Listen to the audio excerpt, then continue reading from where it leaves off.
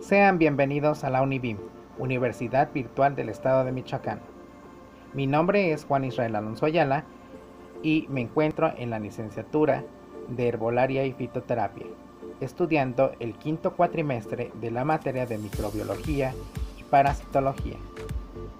El tema de vital importancia que hoy te presento a nivel científico es sobre las moscas, de los géneros Calífora o Sarcófaga. Bienvenidos a esta misión y agradezco tu atención prestada para esta explicación a grandes rasgos de este tema. Gracias.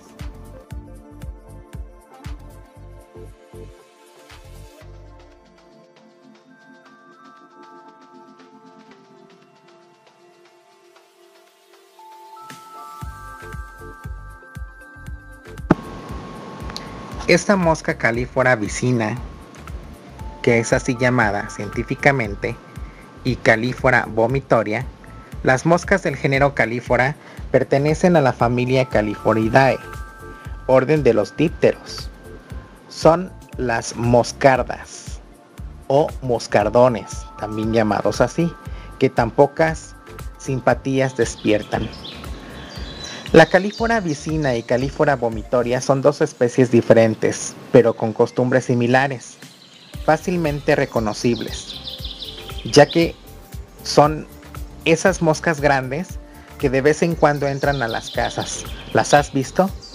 Lo hacen con un potente zumbido, provocando el revuelo de los moradores que tratan de expulsarlas, mientras ellas se obstinan en chocar contra los cristales. Es muy difícil, ¿verdad?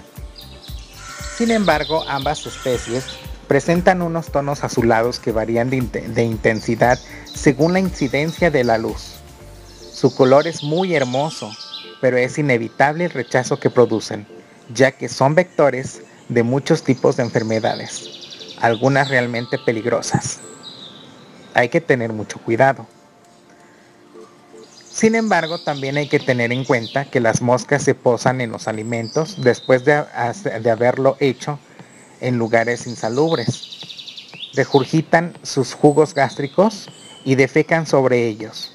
Por ello, hay que hacer lo posible por evitar que los alimentos queden expuestos en presencia de estos insectos, ya que ahí depositan las larvas.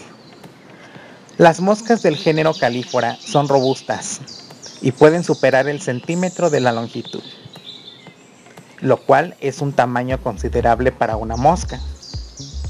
La cabeza del tórax en su anatomía de esta mosca, que es el que supera el centímetro del tamaño corporal, son de color gris pálido y el abdomen de color azul metálico. Todo el cuerpo está cubierto con gran cantidad de pelillos negros, que son más abundantes en el abdomen. Además, es una característica la vellosidad dorada debajo de las mejillas. Los ojos son rojos y las alas transparentes. Poseen un sentido de olfato muy desarrollado. Resultan muy impopulares ya que se alimentan de detritus y carne en descomposición.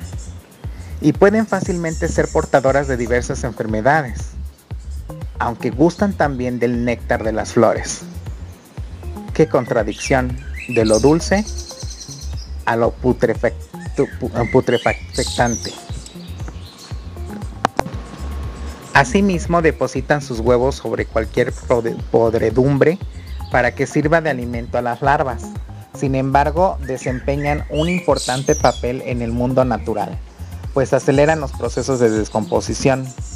Las larvas vermiformes y blanquecinas se desarrollan en 2 o 3 semanas. Entonces se desprenden del cadáver y realizan la fase de la pupa en el sustrato. El estudio del estadio larvario puede ayudar en medicina forense para saber el tiempo transcurrido desde la muerte. Suelen tener varias generaciones por año. Tienen una amplia distribución por todos los continentes.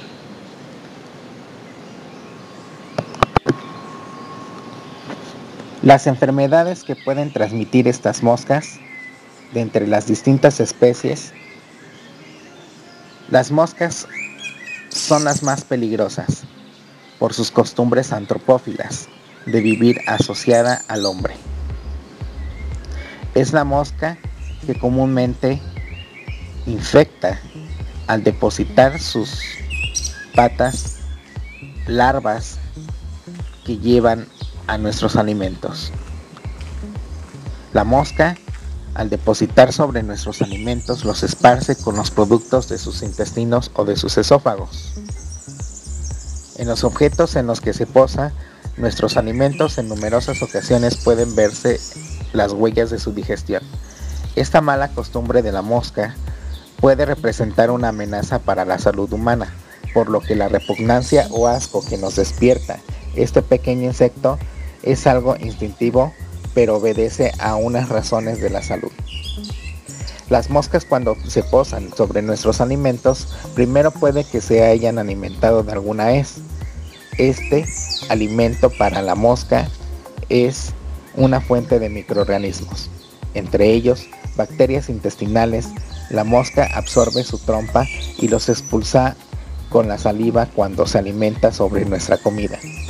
También los esparce con sus patas y los disemina con sus heces. Las bacterias que se encuentran en el intestino del hombre y de los animales generalmente no son patógenas, no suelen ser perjudiciales, pero entre ellas pueden haber agentes patógenos virulentos y dañinos para nuestra salud, como es el caso de la salmonela, la fiebre tifoidea o la disentería. Las principales enfermedades que puede transmitir la mosca son de tipo digestivo. La mosca puede transmitir a las personas hasta 100 enfermedades diferentes como conjuntivitis, disentería, lepra, tuberculosis, tifus, diarrea infantil, cólera, peste bubónica, meningitis cerebroespinal, poliomielitis, viruela, etc. Cuando transporta agentes patógenos de la basura, las cloacas y otras fuentes de la suciedad. Además, las moscas son transmisores de protozoos, por lo que pueden causar disentería mediana, además de parásitos intestinales como los helmintos o gusanos intestinales. Cuando los huevos de estos parásitos son transportados por las moscas, cuando éstas depositan sobre las heces, se depositan sobre las heces humanas o en el estiércol de animales de granja, estas son transmisoras. Pero realmente, ¿son peligrosas las moscas? Por todo ello, junto con que es una especie abundante en el medio urbano y su capacidad para volar, la mosca o también es una especie que con mayor interés sanitario que existe, es incluso muy peligrosa o más peligrosa que las cucarachas o las ratas. Si hay una abundancia de moscas cerca de las casas, se trata de un problema de salud pública, aparte de la molestia que resulta para las personas. Por lo tanto, se aconseja tener los hábitos de higiene y limpieza extrema para combatir esos insectos. Sin embargo, sus características de los moscardones y las moscas metálicas son importantes carroñeros por naturaleza, ya que son uno de los primeros insectos que llegan a un animal muerto. Estas moscas son parte del proceso de descomposición que recicla los nutrientes y los regresa a la tierra. Sus larvas pueden ser usadas por los etmólogos forenses para ubicar la hora de la muerte en casos de asesinato. También ponen sus huevos en contenedores de basura, de escombro y en materiales vegetales en descomposición, por ejemplo, en las pilas de composta. El tamaño y el color es magnífico. En el tamaño, las moscas es mediano, desde unos 6 milímetros hasta 10 milímetros de largo. Y el color, por supuesto, son colores brillantes en tonos azules, verdes o cobre, dependiendo de la especie. El ciclo biológico. La mayoría de las hembras de la mosca Califoridae estudiadas requieren una considerable cantidad de proteínas para poder desarrollar huevos viables en sus ovarios. Por ejemplo, Phormia regina requiere alrededor de 800 micras en gramos, por lo que las teorías actuales señalan que las hembras acuden a la carroña o a los animales con el doble propósito de acceder a una fuente de proteínas y depositar sus huevos. Los huevos generalmente presentan una coloración blanca o amarillenta. Estos son de aproximadamente 1.5 por 0.4 milímetros y al ser depositados tienen forma parecida a minúsculos granos de arroz. La hembra pone alrededor de 150 a 200 huevos de una vez, llegando a poner alrededor de 2000 huevos en toda su vida. El promedio de hembras y machos nacidos se comporta en una relación aproximada del 50%, que es el 1 por 1. Aunque reporta la literatura notables excepciones como las documentadas en hembras de dos especies del género de la Chrysomia o Chrysomia rifufacies y Chrysomia albiceps, las cuales solo tuvieron descendientes machos o hembras.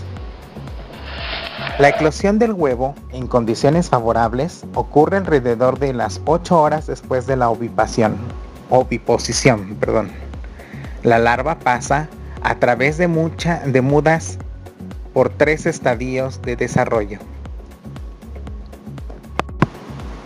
¿Pero cuáles son estos 3 estadios?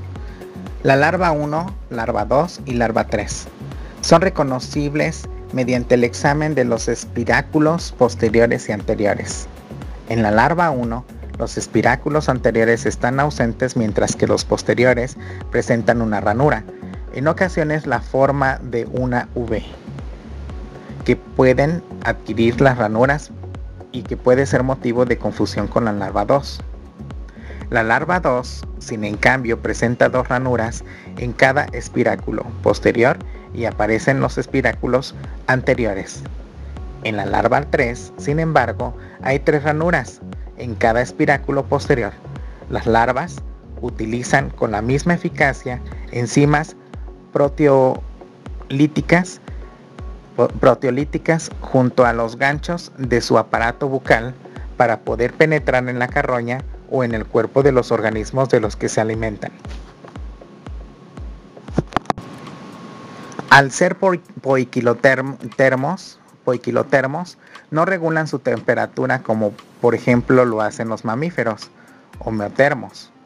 Esos insectos son muy dependientes de la temperatura ambiente para su desarrollo y funcionalidad, de manera que, con temperaturas controladas de 30 grados centígrados, Formia regina puede desarrollarse desde huevo hasta pupa en 150 a 266 horas, que son aproximadamente de entre 6 a 11 días. Cuando la larva ha alcanzado su desarrollo completo en el tercer estadio o la larva 3, abandona su medio de sustento, que es la carroña o el animal o etcétera, para enterrarse en el suelo y pupar para posteriormente, entre 7 y 14 días en condiciones ideales, emerger el insecto adulto o imago. Los consejos para su control: en la mayoría de los casos en los que aparecen moscardones y moscas metálicas alrededor o dentro de la casa, el problema tiene 2 fuentes. Uno es que las moscas están siendo atraídas a la edificación por contenedores de basura o estiércol. Y 2, las puertas o las ventanas abiertas que están permitiendo la entrada. Para minimizar los problemas de moscas, realice los siguientes pasos. Tire la basura dentro de las bolsas de plástico en los contenedores. Las bolsas reducen el olor asociado con la basura y por lo tanto se atraen menos moscas al área. Coloque los contenedores de basura tan lejos de la edificación como sea posible. Las moscas que sean atraídas por esa basura estarán lejos de la edificación. Mantenga las puertas y las ventanas cerradas a menos de que cuenten con mosquiteros bien ajustados. Asegúrese que los marcos de las puertas y de las ventanas estén bien sellados y que no tengan grietas.